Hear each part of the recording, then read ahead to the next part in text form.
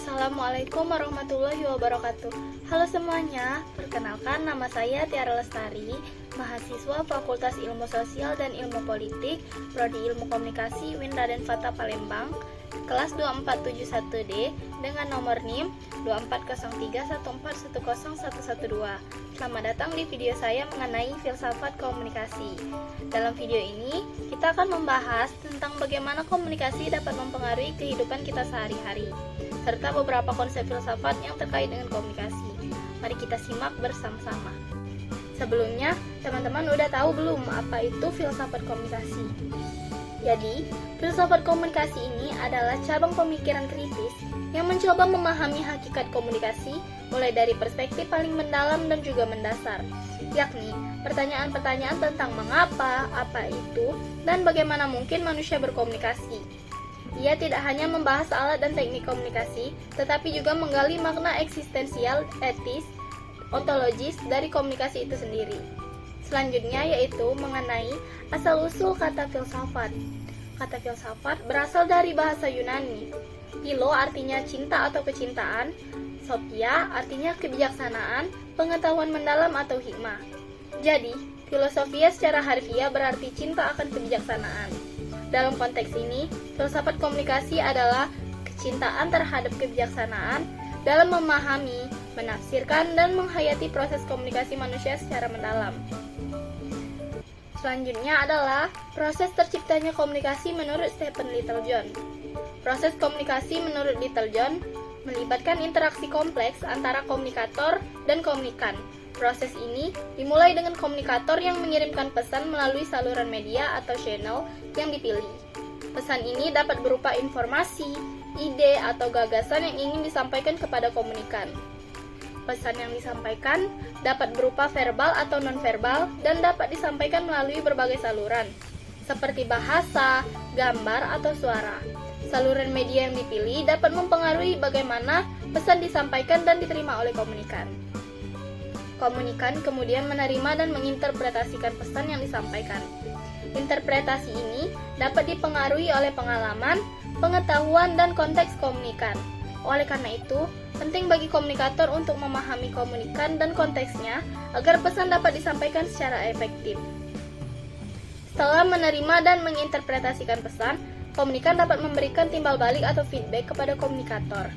Feedback ini dapat berupa reaksi atau respon terhadap pesan yang disampaikan dan dapat membantu komunikator memahami apakah pesan telah disampaikan dengan efektif atau tidak.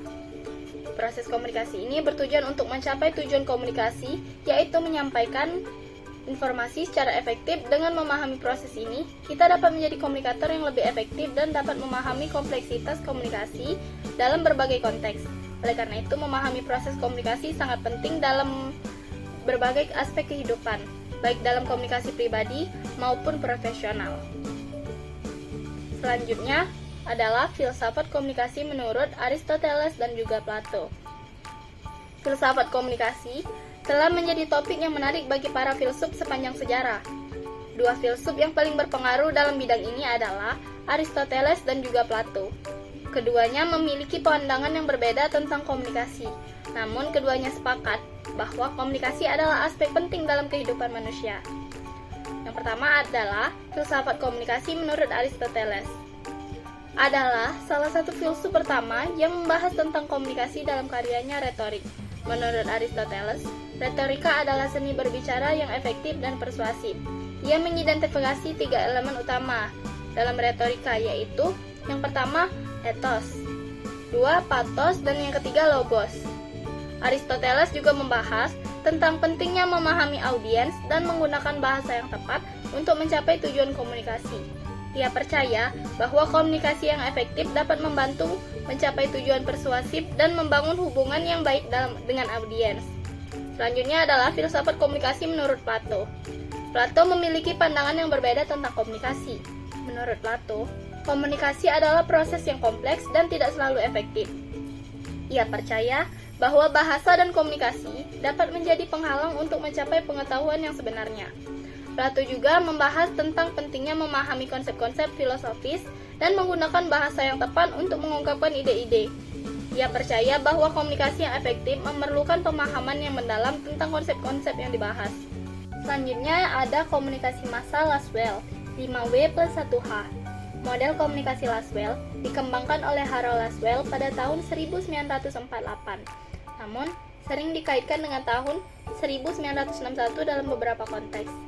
Model ini dikenal dengan formula 5W plus 1H yang merupakan singkatan dari who atau siapa yang mengirimkan pesan, say what atau mengatakan apa isi pesan yang disampaikan, in which channel, dalam saluran apa yang digunakan untuk menyampaikan pesan, to whom, kepada siapa yang menerima pesan, with what effect, dengan efek apa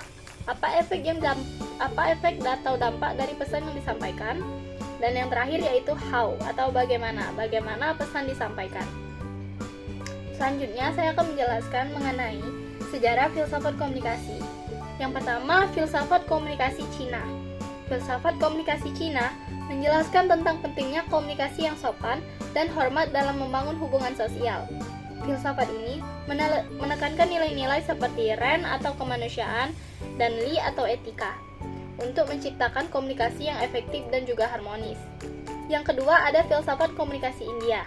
Filsafat komunikasi India menjelaskan tentang pentingnya komunikasi yang efektif dalam mencapai tujuan spiritual dan juga moral.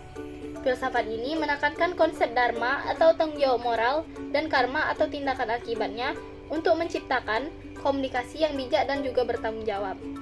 Yang ketiga ada filsafat komunikasi Islam. Filsafat komunikasi Islam menjelaskan tentang pentingnya komunikasi yang jujur dan adil dalam membangun hubungan dengan Tuhan dan manusia. Filsafat ini menekankan nilai-nilai seperti tauhid atau kesatuan Tuhan dan syura atau musyawarah untuk menciptakan komunikasi yang efektif dan beretika. Yang keempat ada filsafat komunikasi Barat. Filsafat komunikasi Barat menjelaskan tentang pentingnya komunikasi yang efektif dalam mencapai tujuan persuasif dan membangun hubungan sosial. Filsafat ini menekankan konsep logos atau akal dan patos atau emosi untuk menciptakan komunikasi yang persuasif dan efektif. Selanjutnya adalah karakteristik komunikasi. Komunikasi memiliki beberapa karakteristik yang unik seperti yang pertama yaitu proses. Komunikasi merupakan proses yang dinamis dan terus-menerus di mana komunikator dan komunikan berinteraksi dan mempengaruhi satu sama lain. Yang kedua adalah tujuan. Komunikasi memiliki tujuan yang jelas seperti menyampaikan informasi, mempengaruhi pendapat, atau membangun hubungan. Yang ketiga yaitu partisipasi dan kooperatif. Komunikasi memerlukan partisipasi dan kooperatif dari kedua belah pihak, yaitu komunikator dan komunikan. Partisipasi dan kooperatif ini dapat membantu memastikan bahwa pesan yang disampaikan dengan efektif dapat diterima dengan baik. Yang keempat yaitu simbol. Komunikasi menggunakan simbol-simbol seperti bahasa, gambar, atau suara untuk menyampaikan pesan. Simbol-simbol ini dapat memiliki makna yang berbeda-beda tergantung pada konteks dan budaya. Yang kelima, transaksional. Komunikasi merupakan proses transaksional di mana komunikator dan komunikan berinteraksi dan mempengaruhi satu sama lain. Proses transaksional ini dapat membantu memastikan bahwa pesan yang disampaikan dengan efektif dapat diterima dengan baik. Yang keenam, space and time. Komunikasi dapat terjadi dalam ruang dan waktu yang berbeda-beda. Komunikasi dapat terjadi secara langsung, face to face, atau tidak langsung, melalui media atau teknologi. Ruang dan waktu dapat mempengaruhi bagaimana pesan disampaikan dan juga diterima. Selanjutnya, saya akan menjelaskan mengenai prinsip komunikasi. Komunikasi merupakan kompleks yang melibatkan beberapa prinsip penting. Yang pertama, yaitu penggunaan simbol. Komunikasi melibatkan penggunaan simbol seperti kata-kata, gambar, dan suara untuk menyampaikan makna-makna. Simbol-simbol ini dapat memiliki makna yang berbeda-beda tergantung pada konteks dan budaya. Yang kedua yaitu potensi. Komunikasi dalam perilaku. Seperti perilaku dapat dianggap sebagai komunikasi. Bahkan jika tidak dimaksudkan sebagai komunikasi, perilaku kita dapat menyampaikan pesan tentang diri kita, seperti kepribadian, sikap, dan juga emosi. Yang ketiga yaitu isi dan hubungan. Komunikasi memiliki dua dimensi, yaitu isi, atau apa yang disampaikan, dan hubungan atau bagaimana pesan disampaikan. Isi komunikasi dapat berupa informasi, ide, atau gagasan, sedangkan hubungan dapat berupa sikap, emosi, atau kesan. Yang keempat yaitu kesengajaan dalam komunikasi. Komunikasi dapat terjadi secara sengaja atau tidak sengaja, dan tingkat kesengajaan dapat mempengaruhi bagaimana pesan disampaikan dan juga diterima. Komunikasi yang sengaja dapat lebih efektif dalam menyampaikan pesan, tetapi komunikasi yang tidak disengaja juga dapat memiliki dampak yang signifikan. Yang kelima adalah faktor konteks. Komunikasi terjadi dalam konteks ruang dan waktu tertentu yang dapat mempengaruhi bagaimana pesan disampaikan dan juga diterima. Konteks dapat berupa lingkungan fisik, budaya, atau sosial dan dapat mempengaruhi bagaimana pesan diinterpretasikan. Yang keenam, prediksi dan antisipasi. Komunikasi melibatkan prediksi tentang bagaimana peserta komunikasi akan berinteraksi dan merespon. Prediksi ini dapat membantu kita dalam menyampaikan pesan dan efektif dengan menghindari kesalahpahaman. Yang ketujuh, sistem dan struktur. Komunikasi merupakan sistem yang kompleks yang melibatkan beberapa komponen dan proses yang saling terkait. Sistem komunikasi dapat berupa struktur organisasi, jaringan sosial, atau teknologi komunikasi. Yang kedelapan, efektivitas komunikasi. Komunikasi yang efektif memerlukan keselarasan antara pengirim dan penerima, serta kemampuan untuk memahami dan merespon pesan dengan tepat. Efektivitas komunikasi dapat dipengaruhi oleh faktor-faktor seperti bahasa, budaya, dan juga konteks. Yang kesembilan yaitu kompleksitas komunikasi. Komunikasi tidak selalu terjadi secara berurutan, dan pesan dapat diterima dalam urutan yang berbeda dari urutan pengiriman. Kompleksitas komunikasi dapat dipengaruhi oleh faktor-faktor seperti teknologi, lingkungan, dan juga partisipan. Yang ke-10 yaitu dinamika komunikasi. Komunikasi merupakan proses yang dinamis dan transaksional yang melibatkan interaksi antara pengirim dan penerima serta perubahan dan adaptasi dalam proses komunikasi. Dinamika komunikasi dapat dipengaruhi oleh faktor-faktor seperti feedback, konteks, dan juga partisipan. Yang ke-11 yaitu dampak yang berkepanjangan. Komunikasi yang tidak tepat dibatalkan atau dihapus, dan pesan yang telah disampaikan dengan memiliki dampak yang berkepanjangan. Dampak ini dapat berupa perubahan dalam sikap, perilaku, ataupun opini. Yang 12 adalah keterbatasan dan tantangan. Komunikasi tidak selalu dapat menyelesaikan masalah dan kadang-kadang dapat memperburuk situasi jika tidak dilakukan dengan tepat. Keterbatasan dan tantangan dalam komunikasi dapat dipengaruhi oleh faktor-faktor seperti bahasa, budaya, dan juga konteks. Komunikasi merupakan proses kompleks yang dapat dipahami melalui beberapa model yang berbeda. Yang pertama, model komunikasi Aristoteles. Model ini dikembangkan oleh Aristoteles dan merupakan salah satu model komunikasi yang paling awal. Model ini menggambarkan proses komunikasi sebagai suatu proses yang melibatkan 3 komponen utama, yaitu pembicara, pidato, dan audiens. Model ini menekankan pentingnya memahami peran pembicara, isi pidato dari audiens dalam proses komunikasi. Yang kedua, model SR atau stimulus respon. Model ini menggambarkan proses komunikasi sebagai suatu proses yang melibatkan stimulus dan juga respon. Model ini menekankan pentingnya memahami bagaimana stimulus dapat mempengaruhi respon individu. Yang ketiga yaitu model komunikasi Harold Laswell. Model ini dikembangkan oleh Harold Laswell dan menggambarkan proses komunikasi sebagai suatu proses yang melibatkan komponen-komponen dasar seperti siapa, mengatakan apa, dalam saluran apa, kepada siapa, dan dengan efek apa. Model ini menekankan pentingnya memahami komponen-komponen dasar dalam proses komunikasi. Yang kelima, model komunikasi Shannon and Weaver. Model ini menggambarkan proses komunikasi sebagai suatu sistem yang kompleks dan dinamis, yang melibatkan komponen-komponen seperti sumber, pesan, encoder, saluran, decoder, penerima, dan noise. Model ini menekankan pentingnya memahami proses komunikasi sebagai suatu sistem yang kompleks. Yang keenam yaitu model interaksional atau George Habermas dan Herbert Blumer. Model ini menggambarkan proses komunikasi sebagai suatu proses interaktif yang kompleks dan dinamis, di mana individu menggunakan simbol-simbol untuk menyampaikan makna dan menginterpretasikan makna. Model ini dikembangkan oleh George Herbert dan juga Herbert Blumer dan merupakan bagian dari teori interaksionisme simbiolik. Model ini menekankan pentingnya memahami proses komunikasi sebagai suatu proses interaktif yang kompleks. Selanjutnya, saya akan menjelaskan mengenai model komunikasi pada media. Komunikasi pada media dapat dipahami melalui beberapa model yang berbeda. Yang pertama yaitu model linier. Model linier merupakan model komunikasi yang paling sederhana. Dalam model ini, komunikasi dianggap sebagai proses satu arah, di mana pengirim pesan mengirimkan informasi kepada penerima melalui media.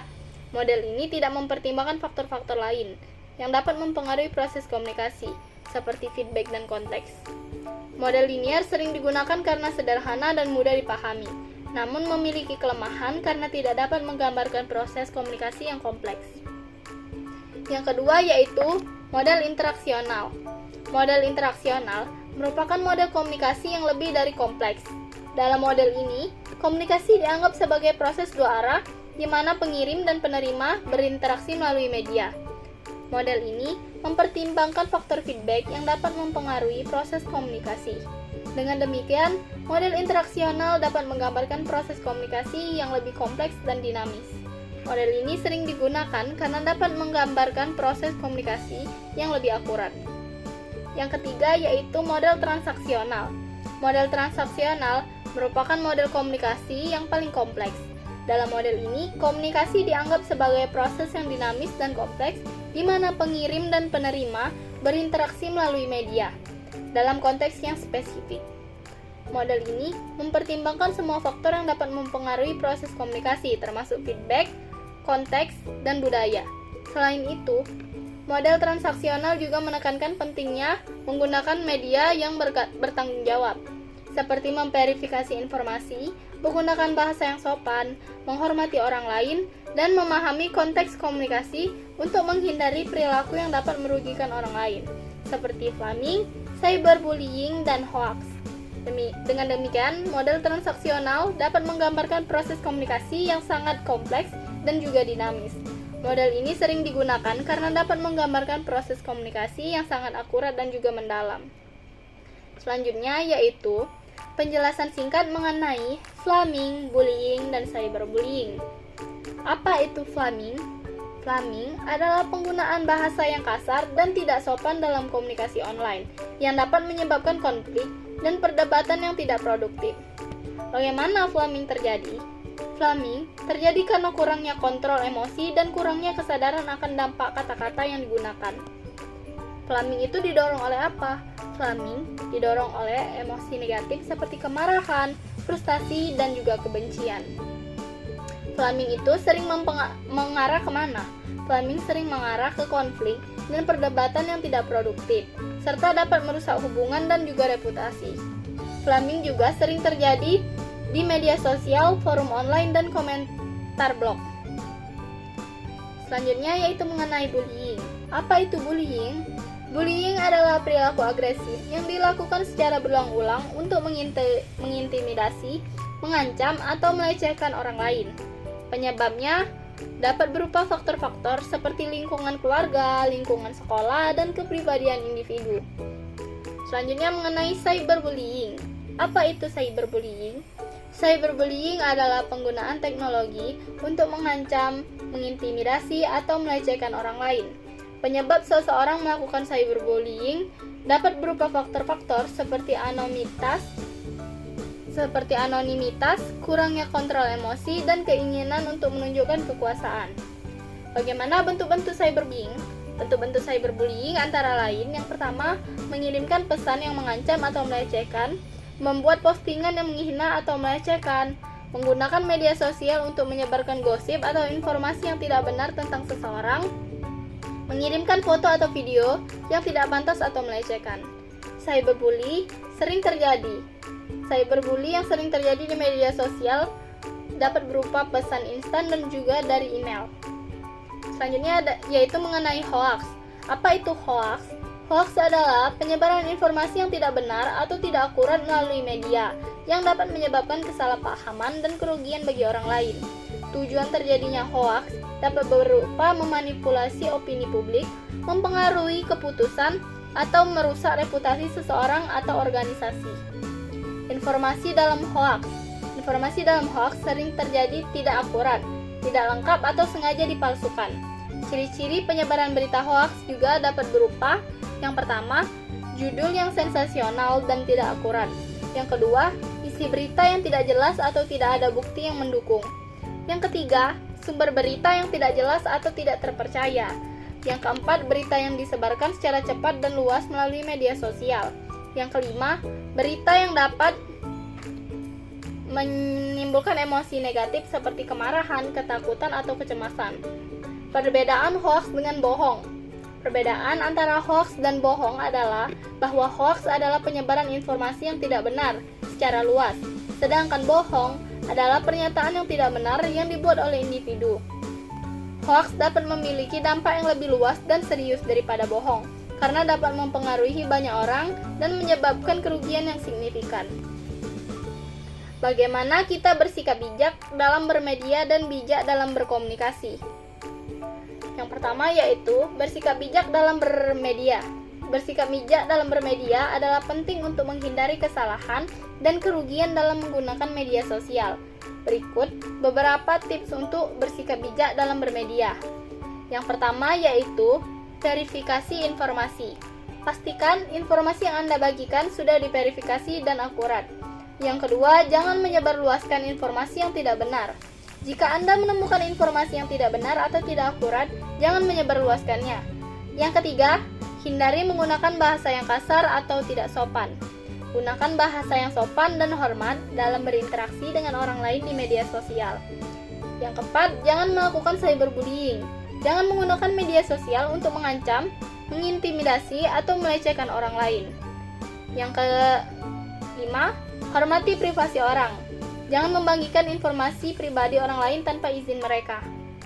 Selanjutnya yaitu bersikap bijak dalam berkomunikasi. Bersikap bijak dalam berkomunikasi adalah penting untuk membangun hubungan yang baik dengan orang lain. Berikut beberapa tips untuk bersikap bijak dalam berkomunikasi. Yang pertama yaitu mendengarkan dengan baik. Dengarkan dengan baik apa yang dikatakan oleh orang lain dan jangan memotong pembicaraan mereka. Yang kedua, gunakan bahasa yang sopan dan juga hormat. Gunakan bahasa yang sopan dan hormat dalam berinteraksi dengan orang lain. Yang ketiga, jangan membuat asumsi. Jangan membuat asumsi mengenai orang lain atau situasi tanpa memiliki informasi yang cukup. Yang kelima, jangan menggunakan bahasa yang kasar atau tidak sopan.